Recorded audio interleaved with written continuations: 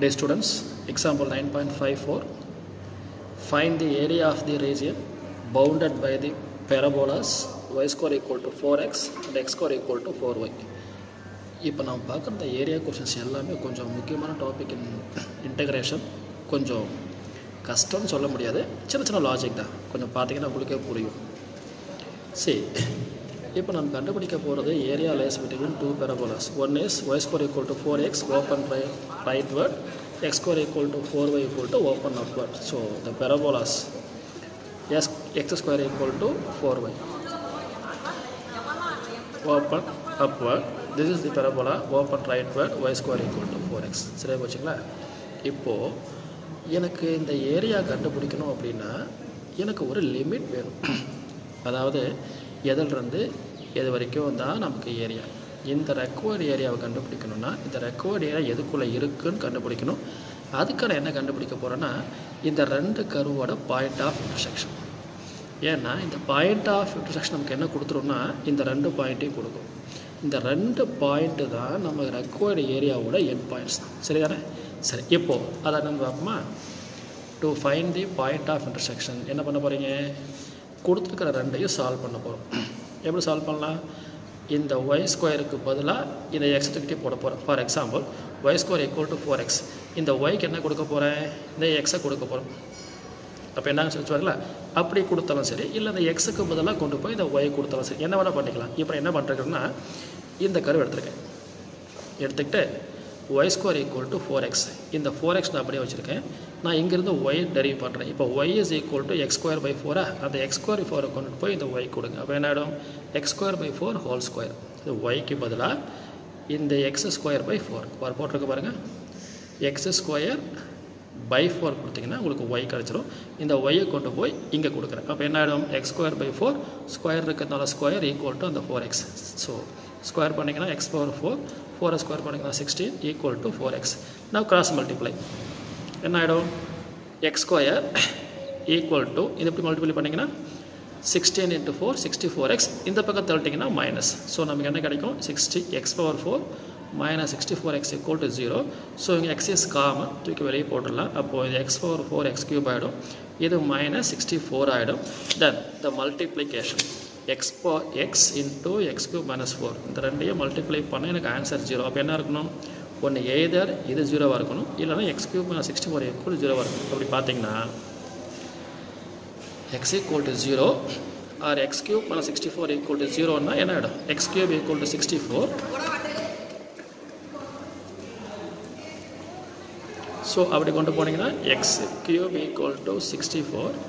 So X is equal to 4. அப்போ X equal to 0 ஒரு value, X equal to 4 ஒரு value. இப்போ என்ன பண்ண போகிறோம்? எக்ஸை வச்சுக்கிட்டு ஒய்யை கண்டுபிடிக்கலாம். சிம்பிள். என்ன பண்ணுவீங்க?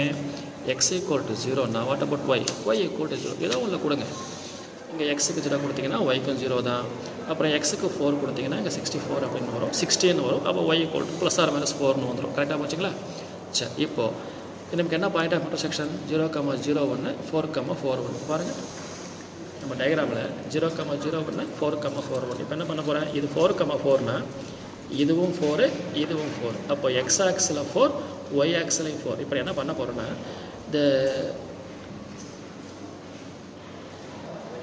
என்ன பண்ண போகிறோம்னா the required area belongs to X ஆக்ஸ்னு எடுத்துக்க போகிறேன். அப்போது நீ ஒய் ஆக்சிஸ் எடுத்துக்கலாம். இந்த required area with respect to X axis எடுத்திங்கன்னா இந்த limit, with respect to Y axis எடுத்தால் இந்த லிமிட் எடுத்துக்க போகிறோம். நம்ம பேசிக்காக என்ன எடுப்போம்? வித் ரெஸ்பெக்ட் டு எக்ஸ் ஆக்ஸ்னு எடுப்போம். அப்போ நம்ம லிமிட் 0 to இந்த 4. சரியா போச்சுங்களா?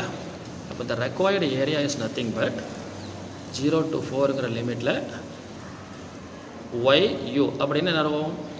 ஒய் யூ அப்படின்னா the function Y equal to F of X அதோட upper value minus the curve Y is equal to F of X அதை நம்ம லோயர் எடுத்துருக்கோம். அப்போ ஒய் யூ ஒய்எல் அப்படின்னா upper curve minus lower curve. இந்த Y equal to F of X upper கர்வ்னும் இந்த Y equal to F of X lower curve எடுத்துருக்கிறேன்.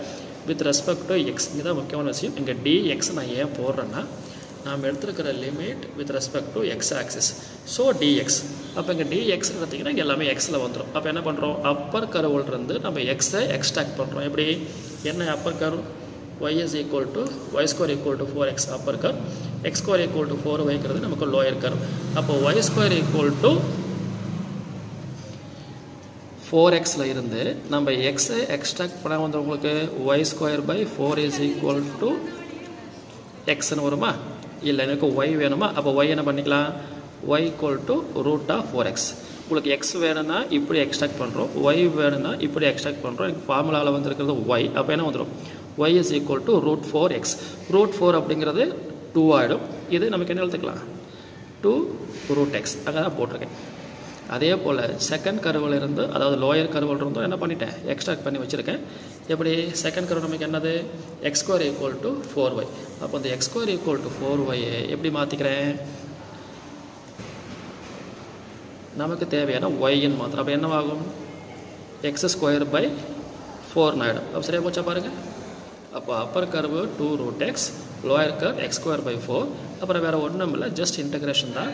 √x integrate பண்ணிங்கன்னா x⁴3/2/3/2. இதை பண்ணிங்கன்னா x³ / 3ன்னு வரும். ஏற்கனவே இங்கே 4 இருக்கிறதுனால 12 மாறி போச்சு, வேறு ஒன்றும் இல்லை. அப்புறம் இந்த 3/2 அப்படியே மேலே போட்டிங்கன்னா 2 × 2 4, 4/3. இது x³ / 3ன்னு வந்துடும். அதுக்கப்புறம் அப்பர் லிமிட் கொடுக்குறேன். 2 வேலை பார்த்துருக்கேன். ஒன்று இந்த 3/2 அப்படியே மேலே போட்டு 4/3ன்னு போட்டுருக்கேன். அப்புறம் அப்பர் லிமிட் அப்ளை பண்ணுறேன். என்ன ஆகிடும்? அப்பர் லிமிட் 4ங்கிறதுனால 4⁻3/2 - 4³ லோயர் லிமிட் ரெண்டுக்குமே நமக்கு 0 வந்து அப்படி நான் விட்டாச்சு. அப்போது லோயர் பிகம்ஸ் 0. இப்போது இதை நீங்கள் சிம்பிளை பண்ணிங்கன்னா யூ கேன் கெட் 32/3 ஹியர். இங்கே 16/3ன்னு வந்துடும். மறுபடியும் இதுக்கு எல்சிஎம் எடுத்திங்கன்னா யுவர் ஆன்சர் இஸ் 16/3 அப்படி பிடிச்சிடலாம்.